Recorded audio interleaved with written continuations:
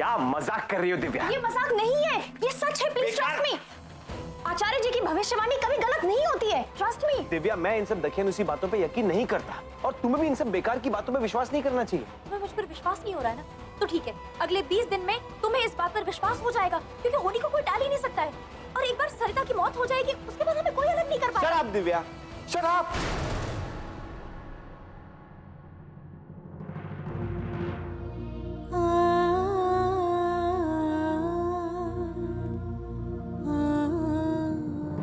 अरे क्या हुआ?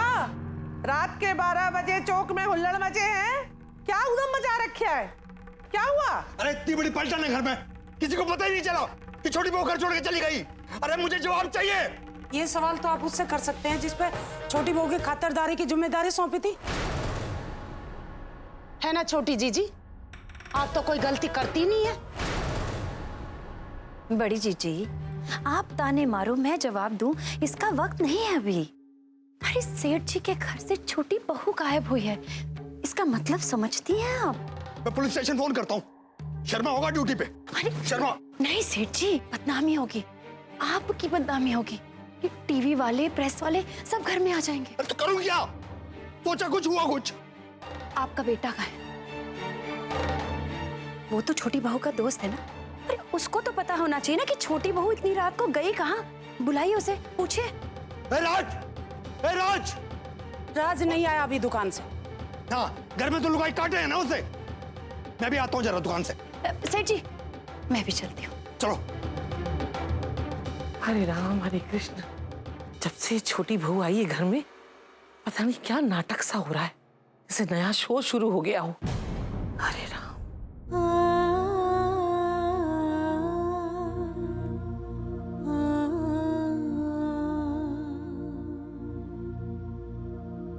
राज, तुमने सरिता के लिए मुझ पर चिल्लाया?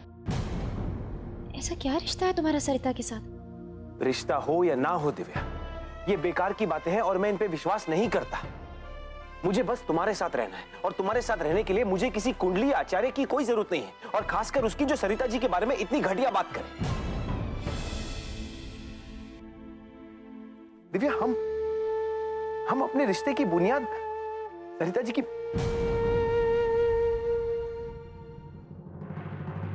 तुम्हारी इस बात ने मेरे मकसद को शुरू करने का हौसला दिया है राज। अब तुम्हारी और सरिता की इस लवलेस मैरिज में मैं प्यार के रंग भरूंगी।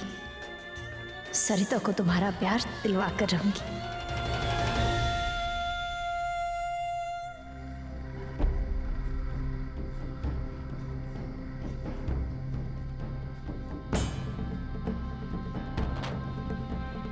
अरे आप सब यहाँ? लो, छोटी बहू तो जाए। पर आप सब इतनी रात को यहाँ? मेरा मतलब है, नींद नहीं आ रही है आपको? छोटी बहू तो यहाँ? अब वो नींद नहीं आ रही थी ना, इसीलिए सोचा वॉक ले लूं। चल झूठी, ये क्यों नहीं कहती तेरा हमारे यहाँ मन नहीं लगता? अरे नहीं माँ, इसे मिडनाइट वॉक कहते हैं। वाह, स्टार्स लोग अपनी सेहत का कितना ख्याल रखते हैं ना। वैसे आपने कितने किलोज बर्न किए? भगवान का लाख लाख शुक्र है कि तू यहाँ आए। हमारे तो जान ही निकल गई थी, पर मुझे बड़ा विश्वास था तू कहीं नहीं जाएगी। घर में तो राई का पहाड़ बना दिया था किसी ने। चल, तेरी नजर उतारूंगी, पता नहीं किसी के मन में कितना पाप है। अगर थोड़ी भी देर हो जाती बाहर आने में, तो सबको मेरे और राज के बारे में पता चल जाता।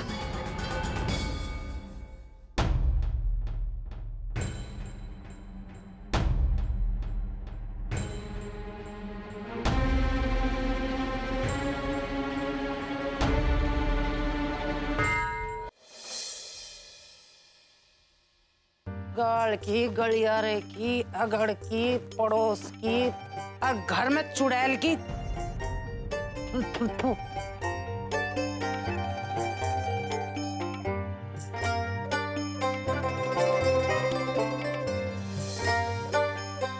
गली में रख के आइए, ले अब जा। अब किसी छोटे इंसान की नजर नहीं लगेगी तुझे। कल कल की आई छोटी बहू की चिंता सभी को है। सबने घर सर पर उठा लिया है, लेकिन जो घर की सच में बहू है वो घर में है ही नहीं। है किसी को चिंता इस बात की?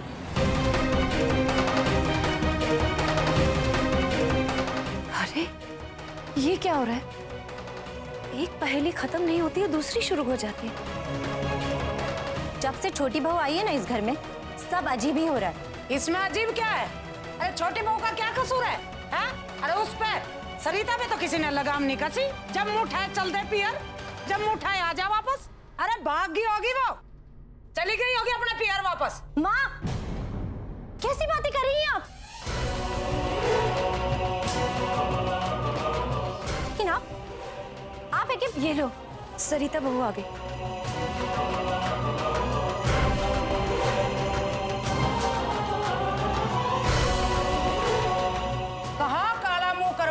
भला मैं भी तो सुनूं। पड़ोस में कोई आशिक भाग गया था क्या? मुंह काला करना होता तो 10 साल इंतजार नहीं करते। और वैसे भी आपकी जली कटी बातें सुनकर कोई भला आदमी इस घर की तरफ झांके भी ना। छत पर गई थी, अब तक वहीं थी, नींद नहीं आ रही थी। अच्छा, अब क्या छत पर जाने के लिए भी सास ससुर को अर्जी देनी पड़ेगी? हाथ ना मुट्ठी और फरफरा उठी।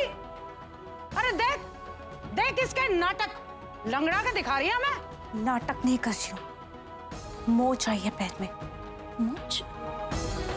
कैसे आई मोच? अरे कुछ नहीं है, ये पक्की काम चोर है, काम से बचने के बहाने ढूंढ रही है। हाँ हाँ, घर पे तो सारे काम आपकी बेटियां ही करती है ना। मैं तो बस खटिया पर बैठ के हुक्का पीती हूँ।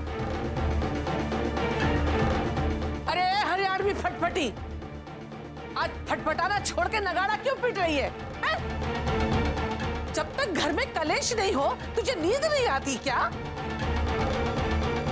पति पास में नहीं आता तो सबकी नींद हराम करेगी। जा अपने कमरे में। जबान देखो कितनी तेज चला, कैंची की डाल। चुप, सबकी नींद हराम करके रख देती है। दिव्या जी, आप थक गई होंगी ना, चलिए चल के आराम कर लीजिए। चलिए ना।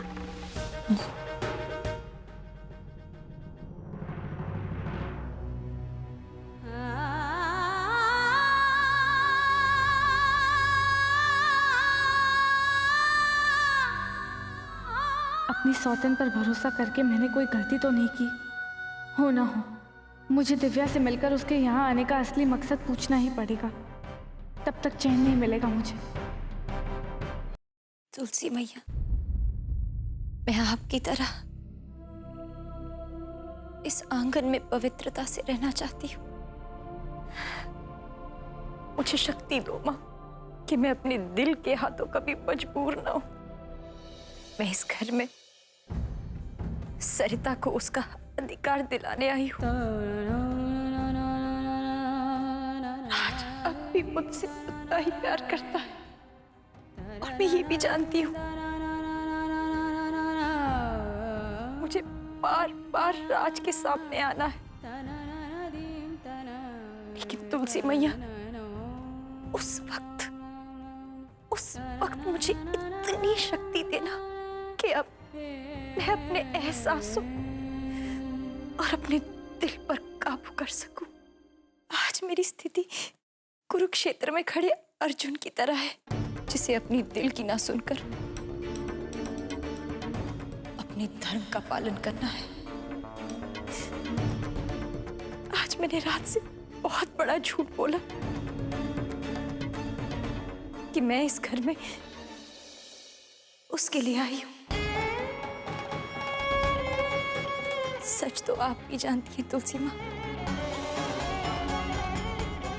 मैं इस घर में राज के प्यार के लिए नहीं, सरिता को उसका अधिकार दिलवाने के लिए आई हूं। मेरा अब राज पर कोई हक नहीं है। मैं सरिता की वीरान जिंदगी में प्यार के रंग भरना चाहती हूँ। मैं सिर्फ एक जरिया हूं, राज और सरिता को एक दूसरे से मिलवाने का। मुझे आशीर्वाद दो मां, सरिता को दिए हुए हर एक वचन को निभा सकूं। और अपने दिल को मर्यादा में बांध सकूं।